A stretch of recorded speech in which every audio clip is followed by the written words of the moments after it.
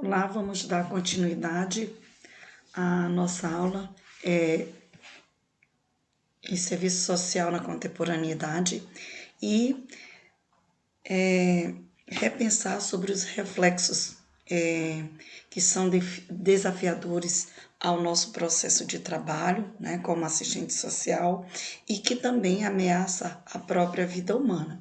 E dentre esses reflexos, eu fiz aqui uma breve abordagem com 6 reflexos inicialmente, 6 exemplos, que é o financeiro, o bancário e o industrial, que são os 3 tipos de capitais, que temos uma visibilidade muito grande do que são esses reflexos, mas que nós vamos discutir também a revolução técnico-científica, a ampliação dessa população sobrante e o crescimento e exclusão social, que é algo que é reflexivo por conta da economia, da política e da cultura de homens, jovens, crianças e mulheres que se encontram nas classes subalternas e hoje são alvo, né, de uma violência institucionalizada. A pauperização e a exclusão são a outra face do desenvolvimento das forças produtivas do trabalho social, do desenvolvimento da ciência e da tecnologia, dos meios de comunicação, da população e do mercado globalizado. Então, o que temos que refletir sobre essa questão da pauperização e exclusão é que ela é uma questão social que norteia o nosso fazer profissional. É de lá que vem a maioria das demandas do nosso fazer profissional. São dessas camadas dos excluídos, né, dos vulneráveis. Né? Eles estão excluídos em vários aspectos, em relação ao desenvolvimento, né? Em relação à tecnologia, em relação à comunicação e produção e também sobre o mercado globalizado. A linguagem de exaltação que o mercado tem é uma linguagem explicitamente do consumo que se presencia na mídia e no governo e corre paralela ao processo do crescimento, né, e concentração de renda, de capital e poder. E isso volta a dar um amplo reflexo sobre a questão da exclusão, da pauperização, né, do processo de pauperização e exclusão, né, por conta do consumo desordenado no mercado, um consumo que não condiz com a realidade ou com a renda que cada família concentra.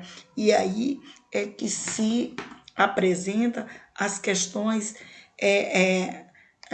na nossa sociedade contemporânea, aí uma questão de crescimento, né, de renda e capital de poder por conta do consumo. Quanto mais se tem, mais se compra, mais se gasta, e às vezes se gasta de uma forma desordenada que gera, né, prejuízos para esse público, um público que está em situação de pauperização, né, que são os pobres, né, os miseráveis, né, podemos classificar, né, porque infelizmente, nós ainda temos essa boa parcela de população que são os miseráveis, e eles não têm acesso à renda, a capital de renda que possa dar a eles o poder de consumo, de compra no mercado. Mesmo que, como diz aqui a lâmina, a mídia venda essa possibilidade de compra, mas esse poder de capital não chega até essa população. Mas ela pode receber, ela pode ser essa população, essa camada de população, ela pode ser inclusa no âmbito do trabalho, das políticas públicas, né? E ela vir a ter uma renda compatível e ter uma qualidade de vida melhor, isso é possível, sim, nos dias atuais, através do fazer profissional, da atuação profissional, das demandas emergentes que são apresentadas para o profissional de serviço social. Então, temos aí o CRAS, que é o Centro de Referência de Assistência Social, que é a porta de entrada das políticas públicas. E lá toda ou qualquer pessoa tem acesso às políticas públicas, né? E a todas as famílias, elas são inseridas em programas e serviços governamentais, né? De forma que venha a contribuir, né, nessa qualidade de vida e também não deixa, né, de enaltecer essa família, essa pessoa assistida pela assistência social, em ela adquirir um poder de renda, um capital que ela possa estar ali suprindo as suas necessidades básicas. Mas será que o CRAS é somente para os programas e serviços? Vai além da inserção dessas famílias, porque chega a um certo nível que essas famílias elas adquirem uma certa independência financeira e cabe a elas se desvincularem desses programas e desses serviços, dando oportunidade a outras famílias que vêm à frente. E isso é muito importante. O cotidiano do nosso exercício profissional enquanto assistente social, ele é afetado, né? Ele vem sendo afetado pelas condições e as relações do trabalho, assim como as condições de vida da população usuária dos serviços sociais. É o que eu acabei de citar anteriormente para vocês. Essa questão de relação e condições de trabalho, tanto para nós enquanto profissionais, quanto para as famílias que recebemos, que são assistidas nas unidades de referência em serviço social, nós temos que ter um olhar criterioso sobre as condições de vida dessa população, né? O território que essa unidade CRAS ela está instalada, será que ela está instalada num território que realmente é um território vulnerável, né? Que tem ali um público que precisa ser identificado, que precisa ser direcionado às políticas públicas competentes. Então, nós precisamos ter esse entendimento no nosso exercício profissional, que isso afeta diretamente nas condições e nas relações do nosso trabalho, né? Então, nós vamos trabalhar com vidas, primamos por vidas, né? Nós não estamos ali para ajudar. Vamos eliminar essa palavra da nossa dialética. Ajudar, não, nós estamos ali para intervir, fazer políticas de direito, efetivações de direito. Todo ou qualquer sujeito é um sujeito de direito. Então, é por isso que nós temos que nos preocupar com essa questão das relações do nosso trabalho e as condições que também nós iremos nos predispor, né, em termos do nosso fazer profissional, né, porque nós iremos trabalhar com sujeitos que têm direito. Nós não vamos fazer benese, nós não iremos fazer caridade, nós iremos fazer efetivação de direitos. Iremos lutar e trabalhar com a efetivação de direitos, ok? O serviço social também, ele tende, nesse amplo horizonte de trabalho, nós temos, enquanto profissionais, temos que ter um olhar largo, né, para os movimentos das classes e do Estado em relação às suas relações com a sociedade, né? Porque nós temos aí um entendimento ainda meio solto nesse primeiro momento, que estamos aqui iniciando o nosso curso, sobre o que que são os movimentos de classes sociais, né? Mas como eu falei para vocês e referencio, no decorrer do curso, vocês irão especificamente estudar sobre as particularidades de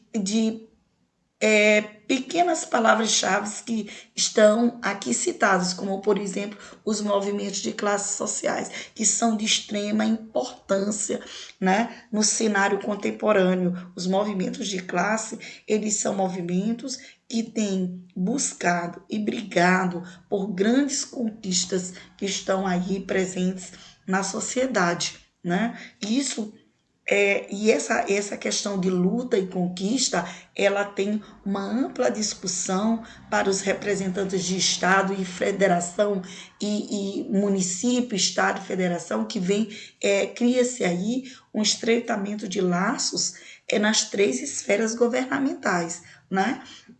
Então, nós precisamos ter esse olhar bem criterioso em relação aos movimentos de classes sociais, né? E o papel de cada um deles, né? São os movimentos por moradia popular, movimento ligado à saúde, o nosso movimento enquanto profissionais de serviço social, nós temos o nosso movimento de classe, nós temos um conselho federal, um conselho estadual, né, regional. Então, nós temos um movimento também de classe, porque nós trabalhamos pelo coletivo, e esse coletivo, eles têm que estar em consonância com o Estado, com o município e com a federação, para que assim se avance, né, em relação às demandas que são direcionadas ao profissional em sua área de atuação. E para isso nós também temos que ter muito cuidado em relação aos movimentos das classes sociais que tendem a nos deixar, vamos usar de uma dialética bem coloquial, a nos deixar balançados, meio confusos em meio às particularidades entre ser um profissional de serviço social técnico e ser alguém do movimento de classe, porque há uma diferenciação. Então, nós precisamos ter esse entendimento para não perdermos as nossas diretrizes profissionais, as nossas normas, não ferir o nosso projeto ético-político, né? E não diluir, é o que a autora ela diz aqui, que nós não devemos perder ou diluir as particularidades profissionais. Que particularidades são essas? São todas as diretrizes que nós temos a seguir de hoje em diante nesse processo profissional que estamos construindo para a nossa vida, né? Nós não podemos ferir o nosso código de ética, nós vamos aprender no decorrer do curso o que é um exercício profissional, né? Para isso nós precisamos entender, ler, começar a mergulhar desde já no nosso código de ética, o que ele traz para nós enquanto profissionais, como é que eu devo agir, como é que eu não devo, né? Para aí eu ter eu ter uma memória iluminada do que é fazer o meu fazer profissional, ter mais nitidez, né, na minha atuação, né, e não contrariar os princípios, as diretrizes que tem da nossa área específica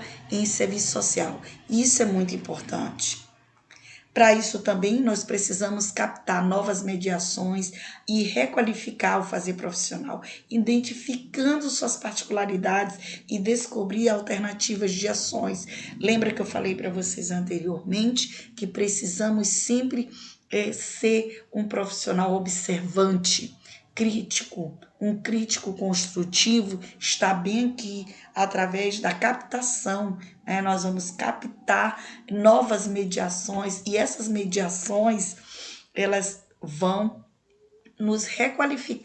vão requalificar o nosso fazer profissional. Mas de qual forma? De forma que nós temos que identificar as particularidades dessas mediações e ter que descobrir alternativas ou ações, né, na resolução desses problemas. Então, é muito importante sempre nós estarmos com esse pensamento. Eu estou me preparando para ser um profissional propositivo, né, e que de forma que eu estarei sempre me requalificando, né, com a proposta